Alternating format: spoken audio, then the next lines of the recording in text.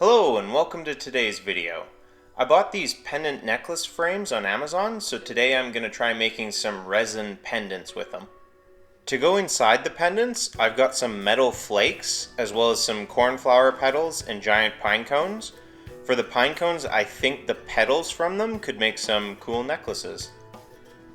Step 1 is to use a hot glue gun and just go around the outsides of all of them to adhere them down to the plate and also make sure that the epoxy doesn't come out of them.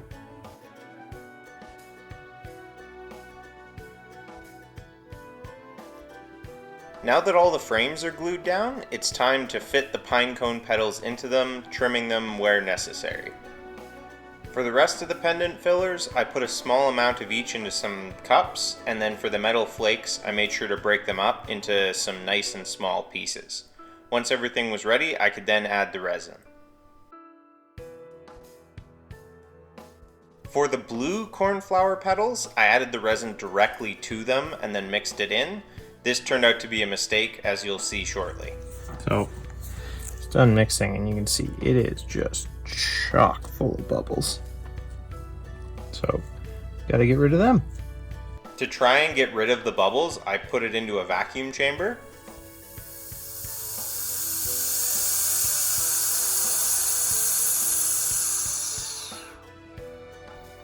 This didn't end up being very effective, but I still poured the mixture into the frames and hit the top of them with a torch to get rid of as many bubbles as I could.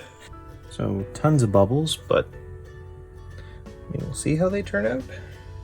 For the next batch, I decided to try gently mixing the resin in a cup and adding the petals later. Once I was done mixing this, it was a lot clearer and had a lot less bubbles, so that was definitely the way to do it. Now that I had relatively bubble-free resin, I added the multicolor petals to the frames and then poured the resin over the top of them.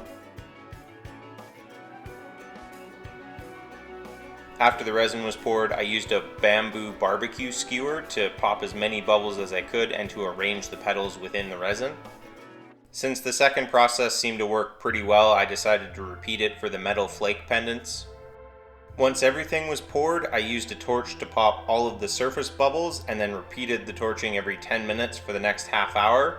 I especially focused on the blue cornflower to try and get as many of those bubbles out as I could. And there they are. So let's see how they turn out. Okay. They're all done now, so I'm gonna pop them off this sheet.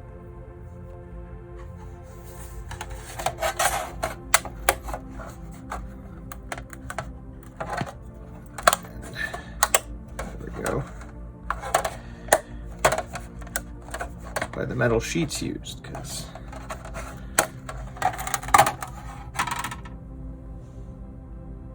gotta get them off. Some of them were a little bit harder to remove than others.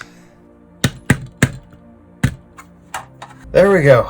They're all off, and it might be hard to see on the camera, but yeah, definitely don't use any sheet of aluminum you're not willing to replace, because this thing is toast now.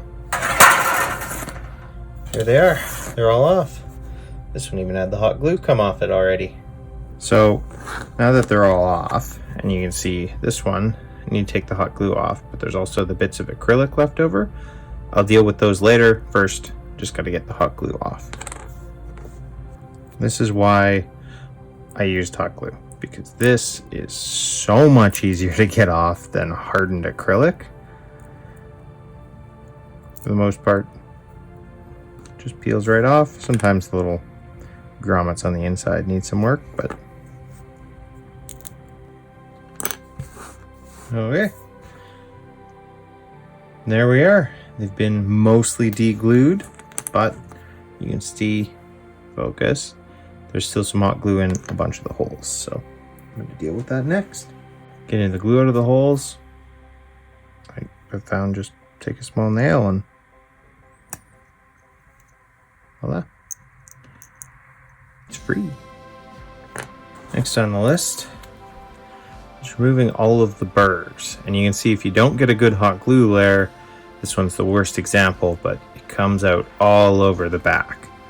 Versus if you do get a good hot glue layer, like this one, there's almost nothing that needs to be done on the back. So make sure you get a good hot glue there. But I'll clean up the ones like this and all of the extra little bits that are coming off the side. Just knife, gloves. Make sure I've got a fresh knife blade in there, and then trim them. I'm just rounding over the edge on this one. And this is why gloves are important, because if I wasn't wearing the gloves, one slip, and I would need some first aid. But wearing some Kevlar gloves, I think these are. They're the cut resistant kind. And now to just kind of give them a final polish with some rubbing alcohol. There we go. And now for you to get an up close look of the final versions. And voila, here is the end result of my pendant making. You can see these three at the top, those were the ones I made to test the process. Then next up are the flower petal, cornmeal, whatever the heck that stuff was, pendants. Down here are the two that I made from the pine cone in the video. And then I've got the metal flake ones down here. So taking a peek at them, starting with the first ones I made, which are the blue ones. They turned out pretty good, especially considering they had all of those bubbles in them at the start, but it doesn't show up absolutely the best on video. But yeah, I definitely think they turned out good considering where they were at. But if I were to remake them, I would obviously mix the resin second and then just add it to the corn petals rather than doing it all at once. Because these ones, which are the petals without the issue with bubbling, they turned out great. And it's, yeah, the video kind of messes with it a bit. I'll see if maybe if it's just a pure white background, if they look better. But yeah, these ones turned out amazing, and they're, yeah. Next up would be the pine cone ones. These ones turned out really cool. I don't know if I like them better because I know where the pine cones came from, and it was a fun trip where I found the pine cones. So, but yeah, these ones turned out really good. I think my favorite is the one I made when I was making test pieces. This is the very top of one of the pine cones, so I got the three little petals out of it, and that looks pretty cool to me. These ones were prone to having the most bubbles in them though. And then finally the metal flake ones. I think the copper one turned out the best, but that's just, I think, my personal preference. I also like the triangle shaped pendants some of the best. The silver one definitely turned out one of the worst. I think it's because there's too much silver flake in there. Like you can see it's pretty stacked above the edge of the, like the top of the pendant. So yeah, I think a bit less silver flake, but turned out pretty good. And then there's the gold one. Turned out really good. I'm not such a huge fan of the circle pendants, so I definitely would prefer the teardrop or the triangle ones, but I mean, they look pretty good. So in the end, it was definitely a cool process, and I learned a lot. And yeah, I've got maybe some more ideas for what I can make into pendants in the future, and maybe I'll do that. But for now, thanks for watching. I hope you enjoyed the video, and I'll see you in the next one. If you're curious what the blue petals ended up looking like, here was the leftover. So and that is hard. Those bubbles are locked in there. So yeah, definitely mix them separately. But this is just kind of cool to see how it turned out.